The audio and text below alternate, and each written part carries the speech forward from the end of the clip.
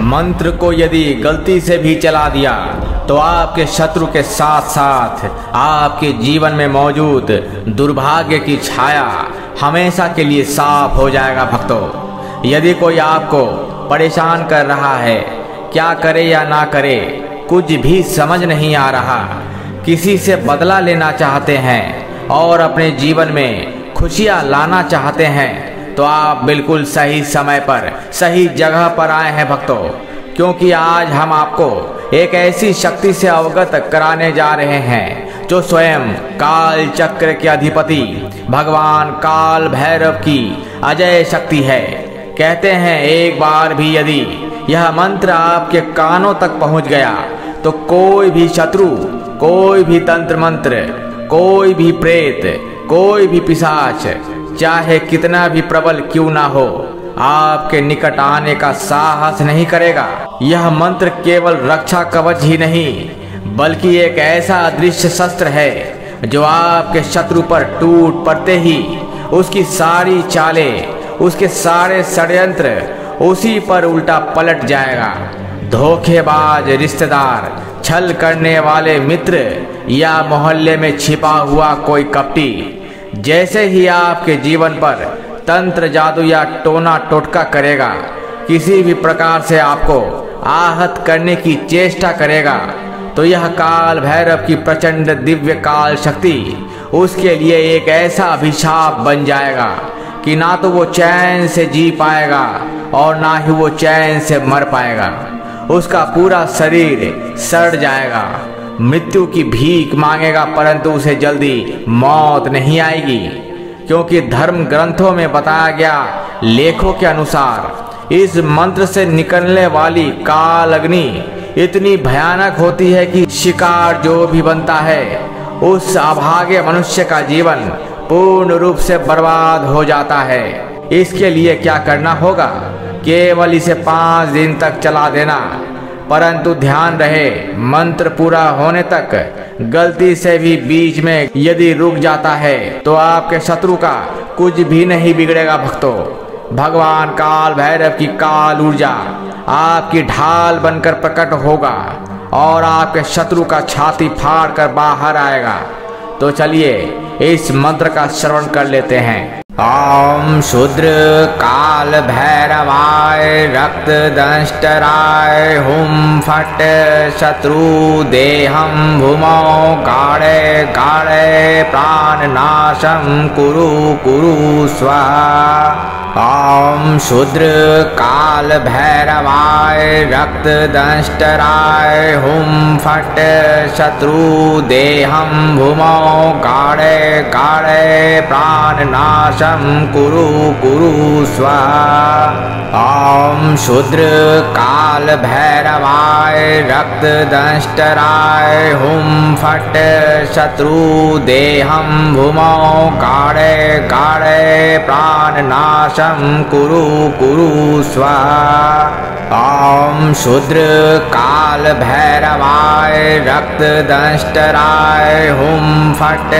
शत्रु देहम भूमौ गाढ़े गाढ़े प्राण नाशम कुरु कुरु स्वाहा। ओम शूद्र काल भैरवाय रक्त दंष्टराय हुम फट शत्रु देहम भूमौ गाढ़े गाढ़े प्राण नाशम कुरु कुरु स्वाहा। ओम शूद्र काल भैरवाय रक्त दंष्टराय हुम फट शत्रु देहम भूमौ गाढ़े गाढ़े प्राण नाशम कुरु कुरु स्वाहा। ओम शूद्र काल भैरवाय रक्त दंष्टराय हुम फट शत्रु देहम भूमौ गाढ़े गाढ़े प्राण नाशम कुरु कुरु स्वाहा। ओम शूद्र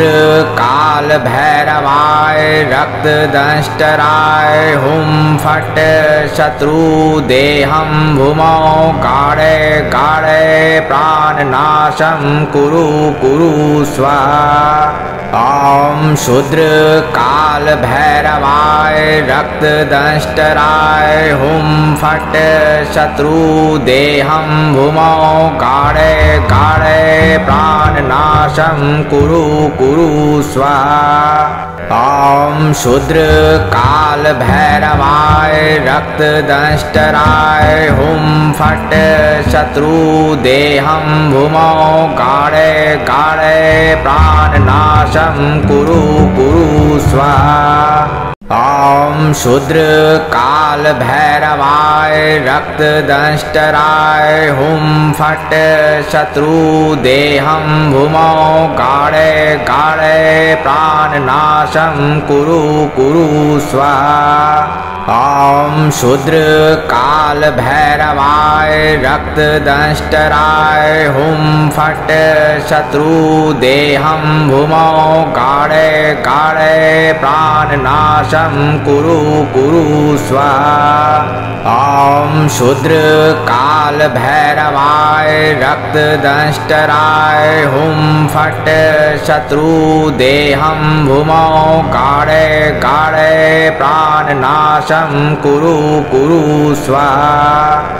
ॐ शूद्र काल भैरवाय रक्तदंष्टराय हुं फट् शत्रु देहं भूमौ गाढे गाढे प्राणनाशं कुरु कुरु स्वाहा। ॐ शूद्र काल भैरवाय रक्तदंष्टराय हुं फट् शत्रु देहं भूमौ गाढे गाढे प्राणनाशं कुरु कुरु स्वाहा। ॐ शूद्र काल भैरवाय रक्तदंष्टराय हुं फट् शत्रु देहं भूमौ गाढे गाढे प्राणनाशं कुरु कुरु स्वाहा। ॐ शूद्र काल भैरवाय रक्तदंष्टराय हुं फट् शत्रु देहं भूमौ गाढे गाढे प्राणनाशं कुरु कुरु स्वाहा। ॐ शूद्र काल भैरवाय रक्तदंष्टराय हुं फट् शत्रु देहं भूमौ गाढे गाढे प्राणनाशं कुरु कुरु स्वाहा। ॐ शूद्र काल भैरवाय रक्तदंष्टराय हुं फट् शत्रु देहं भूमौ गाढे गाढे प्राणनाशं कुरु कुरु स्वाहा। ॐ शूद्र काल भैरवाय रक्तदंष्टराय हुं फट् शत्रु देहं भूमौ गाढे गाढे प्राणनाशं कुरु कुरु स्वाहा। ॐ शूद्र काल भैरवाय रक्तदंष्टराय हुं फट् शत्रु देहं भूमौ गाढे गाढे प्राणनाशं कुरु कुरु स्वाहा। ॐ शूद्र काल भैरवाय रक्तदंष्टराय हुं फट् शत्रु देहं भूमौ गाढे गाढे प्राणनाशं कुरु कुरु स्वाहा। ॐ शूद्र काल भैरवाय रक्तदंष्टराय हुं फट् शत्रु देहं भूमौ गाढे गाढे प्राणनाशं कुरु कुरु स्वाहा। ॐ शूद्र काल भैरवाय रक्तदंष्टराय हुं फट् शत्रु देहं भूमौ गाढे गाढे प्राणनाशं कुरु कुरु स्वाहा। ॐ शूद्र काल भैरवाय रक्तदंष्टराय हुं फट् शत्रु देहं भूमौ गाढे गाढे प्राणनाशं कुरु कुरु स्वाहा। ॐ शूद्र काल भैरवाय रक्त दंष्टराय हुं फट् शत्रु देहं भूमौ गाढे गाढे प्राणनाशं कुरु कुरु स्वाहा। ॐ शूद्र काल भैरवाय रक्त दंष्टराय हुं फट् शत्रु देहं भूमौ गाढे गाढे प्राणनाशं कुरु कुरु स्वाहा। ॐ शूद्र काल भैरवाय रक्त दंष्टराय हुं फट् शत्रु देहं भूमौ गाढे गाढे प्राणनाशं कुरु कुरु स्वाहा। ॐ शूद्र काल भैरवाय रक्त दंष्टराय हुं फट् शत्रु देहं भूमौ गाढे गाढे प्राणनाशं कुरु कुरु स्वाहा। ॐ शूद्र काल भैरवाय रक्त दंष्टराय हुं फट् शत्रु देहं भूमौ गाढे गाढे प्राणनाशं कुरु कुरु स्वाहा। ॐ शूद्र काल भैरवाय रक्त दंष्टराय हुं फट् शत्रु देहं भूमौ गाढे गाढे प्राणनाशं कुरु कुरु स्वाहा। ॐ शूद्र काल भैरवाय रक्त दंष्टराय हुं फट् शत्रु देहं भूमौ गाढे गाढे प्राणनाशं कुरु कुरु स्वाहा। ॐ शूद्र काल भैरवाय रक्त दंष्टराय हुं फट् शत्रु देहं भूमौ गाढे गाढे प्राणनाशं कुरु कुरु स्वाहा।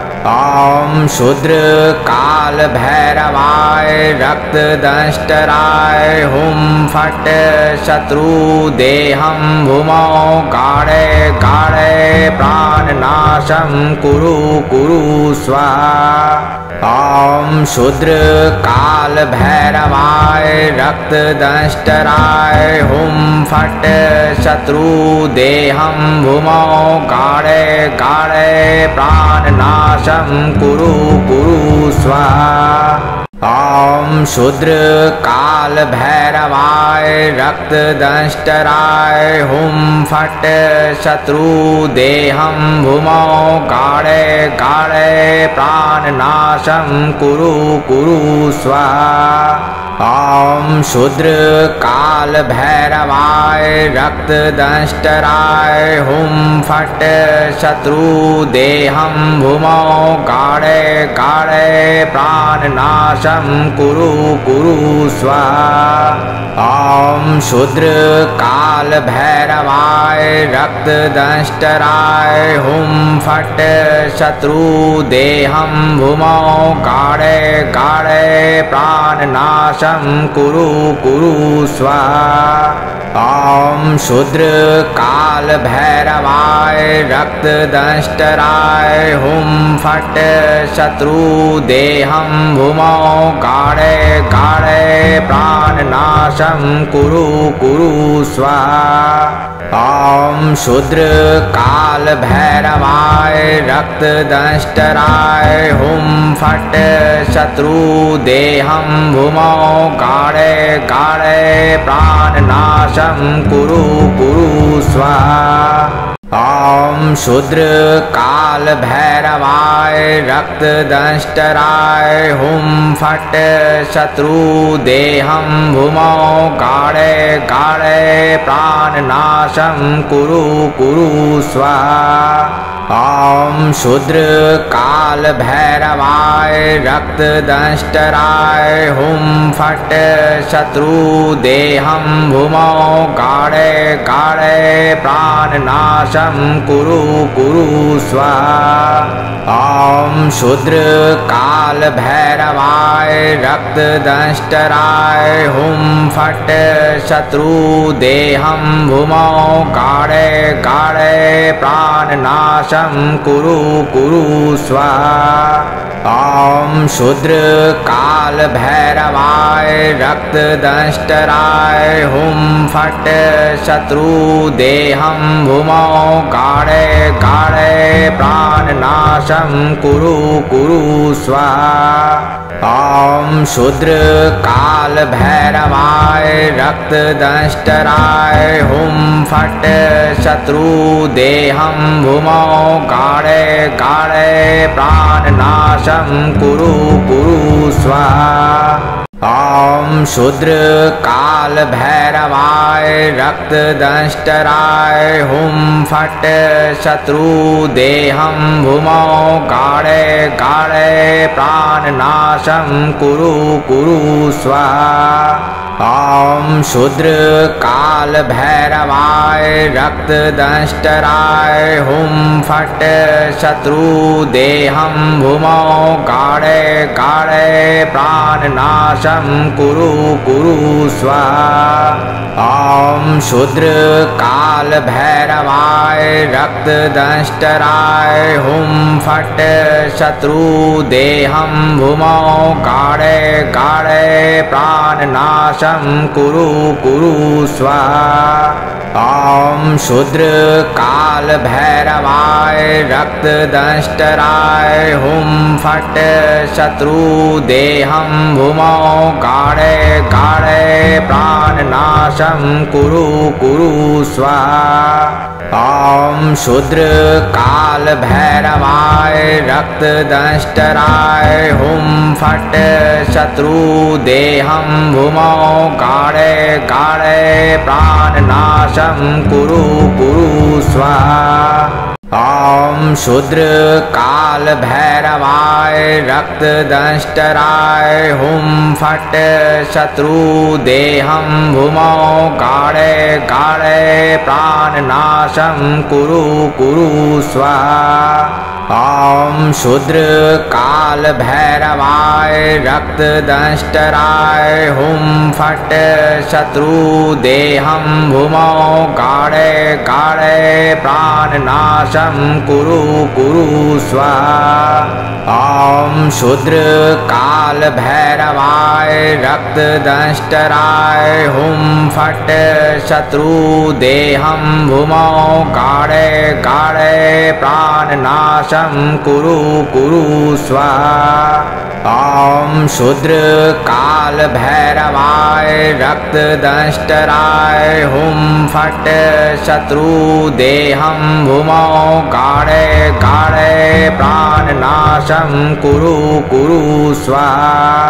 ॐ शूद्र काल भैरवाय रक्तदंष्टराय हुं फट् शत्रु देहं भूमौ गाढे गाढे प्राणनाशं कुरु कुरु स्वाहा।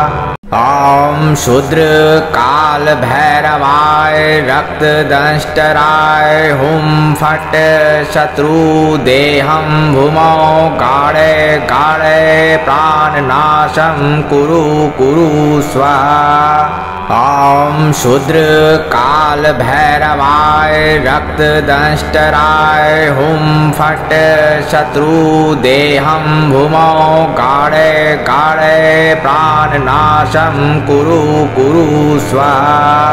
ॐ शूद्र काल भैरवाय रक्तदंष्टराय हुं फट् शत्रु देहं भूमौ गाढे गाढे प्राणनाशं कुरु कुरु स्वाहा। ॐ शूद्र काल भैरवाय रक्तदंष्टराय हुं फट् शत्रु देहं भूमौ गाढे गाढे प्राणनाशं कुरु कुरु स्वाहा। ॐ शूद्र काल भैरवाय रक्तदंष्टराय हुं फट् शत्रु देहं भूमौ गाढे गाढे प्राणनाशं कुरु कुरु स्वाहा।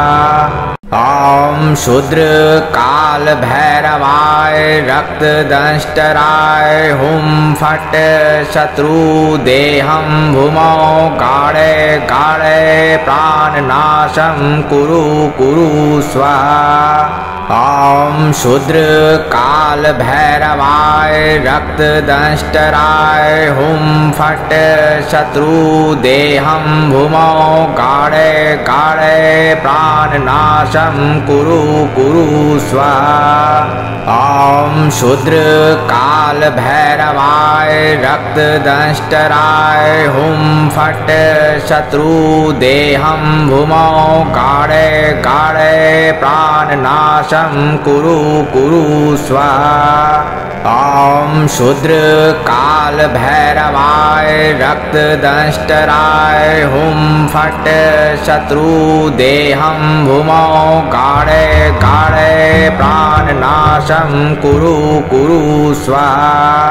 ॐ शूद्र काल भैरवाय रक्तदंष्टराय हुं फट् शत्रु देहं भूमौ गाढे गाढे प्राणनाशं कुरु कुरु स्वाहा।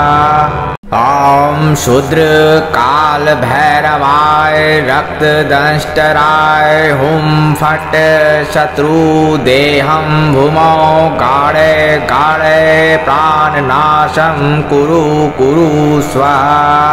ॐ शूद्र काल भैरवाय रक्तदंष्टराय हुं फट् शत्रु देहं भूमौ गाढे गाढे प्राणनाशं कुरु कुरु स्वाहा। ॐ शूद्र काल भैरवाय रक्तदंष्टराय हुं फट् शत्रु देहं भूमौ गाढे गाढे प्राणनाशं कुरु कुरु स्वाहा। ॐ शूद्र काल भैरवाय रक्तदंष्टराय हुं फट् शत्रु देहं भूमौ गाढे गाढे प्राणनाशं कुरु कुरु स्वाहा। ॐ शूद्र काल भैरवाय रक्तदंष्टराय हुं फट् शत्रु देहं भूमौ गाढे गाढे प्राणनाशं कुरु कुरु स्वाहा। ॐ शूद्र काल भैरवाय रक्तदंष्टराय हुं फट् शत्रु देहं भूमौ गाढे गाढे प्राणनाशं कुरु कुरु स्वाहा। ॐ शूद्र काल भैरवाय रक्तदंष्टराय हुं फट् शत्रु देहं भूमौ गाढे गाढे प्राणनाशं कुरु कुरु स्वाहा।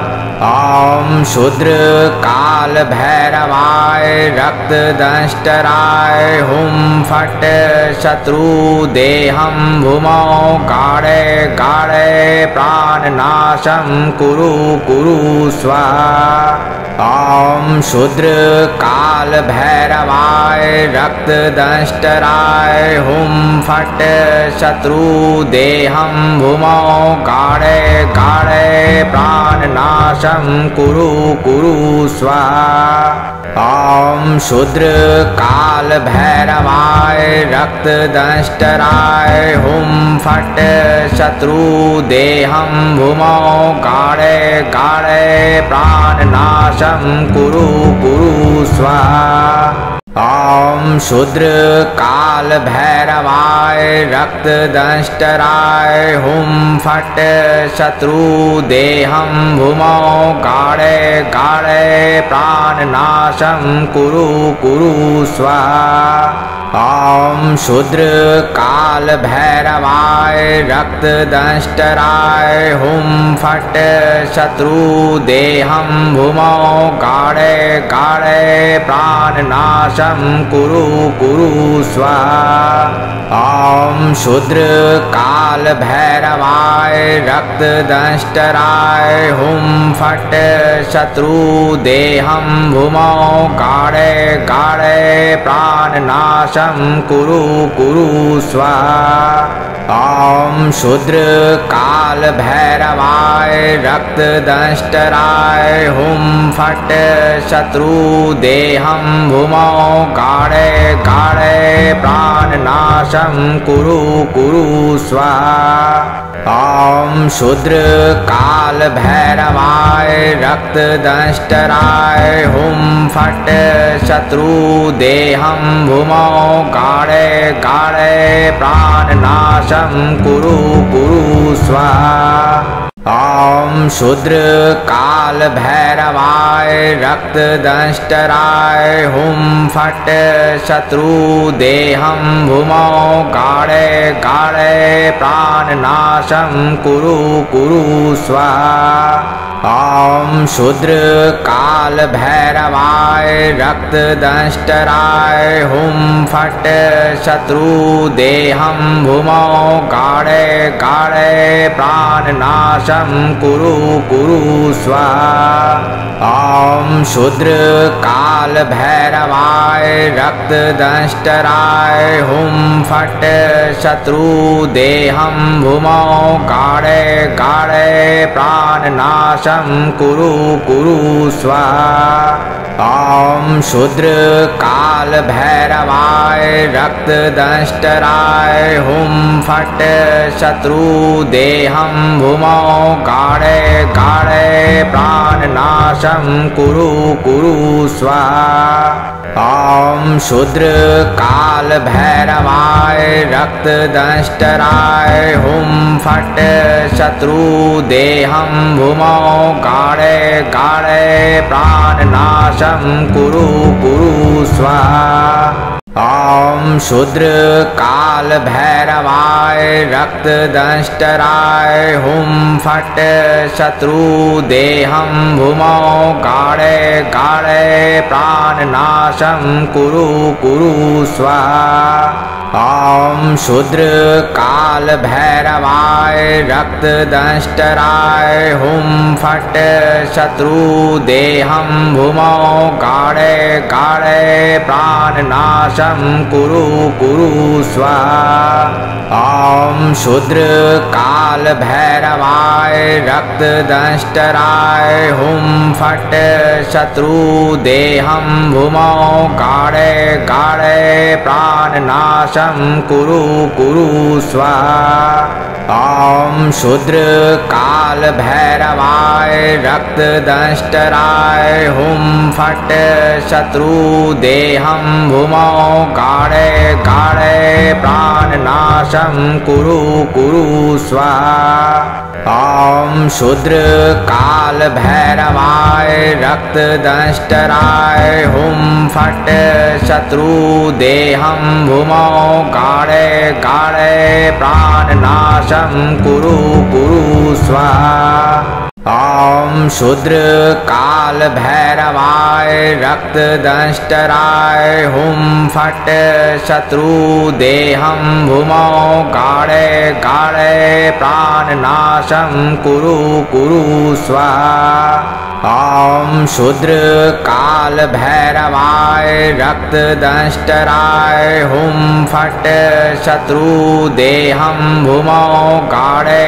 गाढे प्राणनाशं कुरु कुरु स्वाहा। ॐ शूद्र काल भैरवाय रक्त दंष्टराय हुं फट् शत्रु देहं भूमौ गाढे गाढे प्राणनाशं कुरु कुरु स्वाहा। ॐ शूद्र काल भैरवाय रक्त दंष्टराय हुं फट् शत्रु देहं भूमौ गाढे गाढे प्राणनाशं कुरु कुरु स्वाहा। ॐ शूद्र काल भैरवाय रक्त दंष्टराय हुं फट् शत्रु देहं भूमौ गाढे गाढे प्राणनाशं कुरु कुरु स्वाहा। ॐ शूद्र काल भैरवाय रक्त दंष्टराय हुं फट् शत्रु देहं भूमौ गाढे गाढे प्राणनाशं कुरु कुरु स्वाहा। ॐ शूद्र काल भैरवाय रक्त दंष्टराय हुं फट् शत्रु देहं भूमौ गाढे गाढे प्राणनाशं कुरु कुरु स्वाहा। ॐ शूद्र काल भैरवाय रक्त दंष्टराय हुं फट् शत्रु देहं भूमौ गाढे गाढे प्राणनाशं कुरु कुरु स्वाहा। ॐ शूद्र काल भैरवाय रक्त दंष्टराय हुं फट् शत्रु देहं भूमौ गाढे गाढे प्राणनाशं कुरु कुरु स्वाहा। ॐ शूद्र काल भैरवाय रक्त दंष्टराय हुं फट् शत्रु देहं भूमौ गाढे गाढे प्राणनाशं कुरु कुरु स्वाहा।